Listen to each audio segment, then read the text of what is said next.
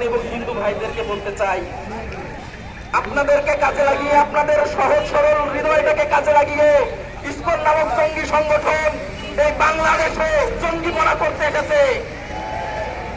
আমরা তাদের এই জঙ্গিপনা বাংলাদেশে করতে দিব না।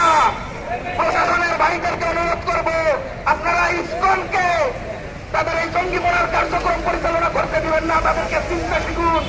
সাধারণ সনাতনী আর ইসকন এক জিনিস নয়। হিন্দু ভাইদের প্রতি আমাদের ভালোবাসা আছে, আমাদের সম্প্রীতি আছে তাদের প্রতি। আমরা স্বাভাবিকভাবে অসাম্প্রদায়িক, আমরা ভ্রাতৃত্ব লালন করি, আমরা আমাদের অন্তরে প্রীতি ভালোবাসা লালন করি, কিন্তু জঙ্গিপনাকে আমরা খাই দিব না।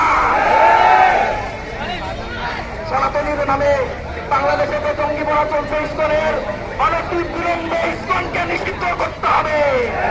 শুধু তাই না, ছাত্রলীগের মাদার সংগঠন আওয়ামী লীগকে অতি বিলম্বে নিষিদ্ধ করতে হবে।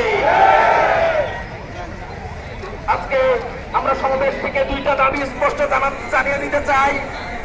ছাত্রলীগকে নিষিদ্ধ করুন এবং জুলাই গণহত্যার বিচার করতে হবে এই বাংলাদেশের দ্রুত।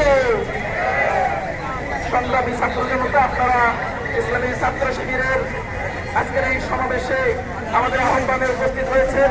ছাত্র শিবির রংপুর মহানগরীর পক্ষ থেকে আপনাদের সবাইকে কৃতজ্ঞতা, ভালোবাসা, অভিনন্দন জ্ঞাপন করে আজকের এই সমাবেশ এখানে সমাপ্ত ঘোষণা করছি।